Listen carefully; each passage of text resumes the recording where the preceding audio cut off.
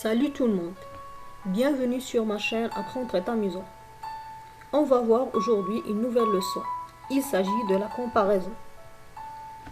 Pour ce faire, on va commencer par une brève définition. La comparaison est le fait d'établir un rapport de ressemblance ou de différence entre deux éléments A et B. J'ai choisi de les nommer A et B parce qu'on peut comparer deux personnes, deux objets, deux lieux ou même deux couleurs. Pour travailler la leçon d'aujourd'hui, on va essayer de comparer les membres de cette famille. Mais avant tout, on va voir les éléments de la comparaison. Les éléments de la comparaison sont trois. Le comparé, le comparatif et le comparant. Et vous allez voir que le comparatif peut contenir deux expressions. On va voir l'exemple. La fille est moins âgée que ses parents. La fille et le comparé, ça veut dire c'est la personne qu'on va comparer. On va la comparer avec ses parents. Alors ses parents, c'est le comparant et vous avez de l'expression de comparaison qui est le comparatif. Maintenant, on va essayer d'approfondir notre analyse par des exemples. Alors, regardez bien l'image. On va commencer par la première comparaison. On va comparer la mère et le père. Vous allez remarquer que la mère a la même taille que le père. Ils ont la même taille. Supposons que la mère mesure 1,80 m. Le père aussi va avoir 1,80 m. Ça veut dire qu'il y a la même taille. C'est un rapport de ressemblance. Un rapport de ressemblance. Exemple suivant. Le pantalon du père est plus long que celui de la mère. Le père porte un pantalon gris long, la mère un pantalon gris court. Alors on va dire, le pantalon du père est plus long que celui de la mère. Il est supérieur, c'est la supériorité. Dernier rapport, c'est lorsqu'on va comparer la fille. La fille a une petite taille par rapport à ses parents. Alors on dit, la fille est moins grande que ses parents. C'est l'infériorité, elle est inférieure. On peut, par exemple, si vous voulez simplifier, la ressemblance, on peut lui donner le signe égal, supériorité plus que, l'infériorité moins que. Maintenant, on va voir que ici, il s'agit de la comparaison parce que, à part le comparatif, il y a un autre rapport qu'on va voir dans les exemples. La mère est la plus mince. Vous allez constater ici que la définition qu'on a déjà vue n'est pas valide ici. Parce que vous n'avez pas l'élément A et l'élément B. Vous avez seulement un seul élément. La mère n'est comparée à personne. Elle est seule dans la phrase. Alors on dit la mère est la plus mince. Le père est le plus gros. La fille est la plus petite. Ce sont les parents les plus aimables. Lorsqu'on exclut l'élément B de la comparaison, on n'a plus un comparatif, mais il s'agit du superlatif. Alors vous avez la comparaison, élément A et B. Le superlatif, on garde un seul élément. C'est ça la différence entre la comparaison et le superlatif. Maintenant, on va essayer de récapituler. Alors, il y a 4 règles que vous devez retenir. Avec le nom, vous allez utiliser ces expressions plus de, que, moins de, que, autant de, que, parce que, bien sûr, pour utiliser le nom, vous allez l'introduire par l'expression de.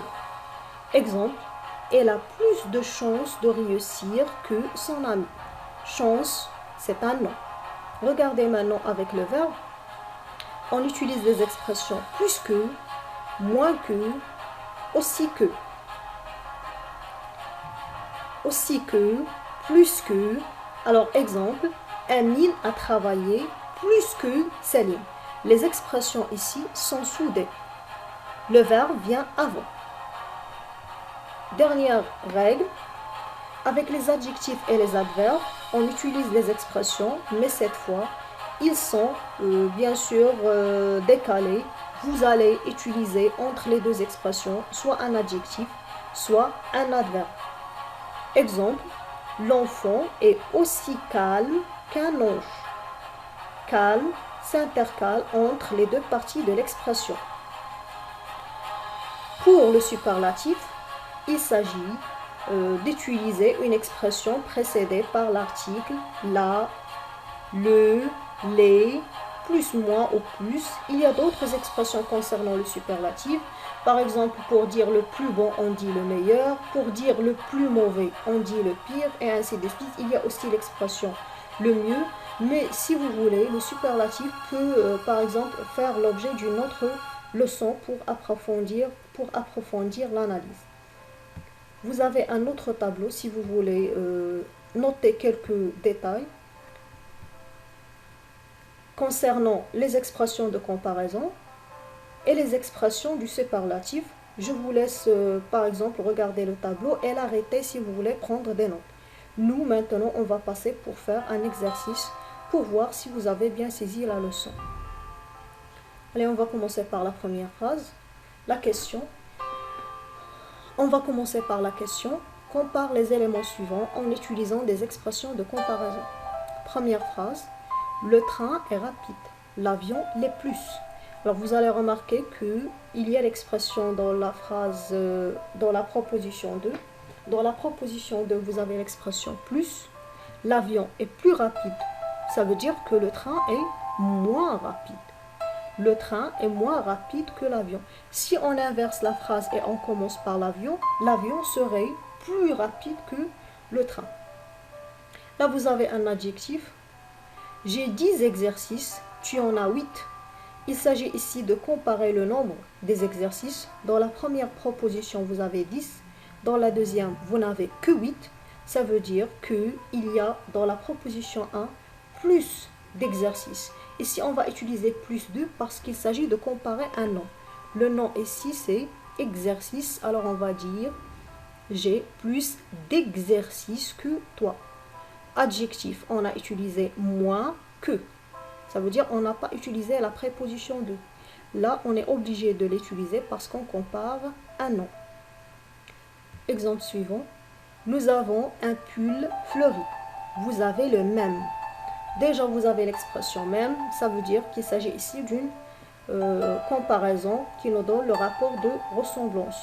Alors, ça va donner nous avons un pull fleuri comme vous. Si vous voulez, vous pouvez utiliser l'expression aussi que, mais cette fois, vous allez encadrer l'adjectif. Ça peut donner nous avons un pull aussi fleuri que vous. Mais là, j'ai choisi de donner un exemple avec l'expression comme, qui reste une expression très facile et passe-partout que vous pouvez utiliser pour exprimer la ressemblance. Exemple suivant. Il m'a envoyé 4 lettres, toi aussi. On va comparer le nombre de lettres. Vous avez un nom. Dans la première proposition, vous avez 4. Et dans la deuxième, vous avez aussi 4. Mais puisqu'on a un nom, on ne va pas dire aussi de lettres. On doit utiliser l'expression autant de. Ça va donner, il m'a donné autant de lettres que toi. Dernière phrase. Dans le panier, il y a 12 pommes. Sur la table, il y en a 8. Alors, dans le panier, il y a 12 pommes. Sur la table, il y en a 8 seulement. Ça veut dire que dans la première proposition, il y a plus de pommes. Et puisque pomme, c'est un nom, on va dire, dans le panier, il y a plus de pommes que sur la table. L'exercice touche à sa fin. J'espère que vous avez compris la leçon. Si vous avez des questions, vous pouvez me les laisser dans les commentaires. Allez, je vous laisse. N'oubliez pas de vous abonner et d'activer la cloche de notification et à la prochaine.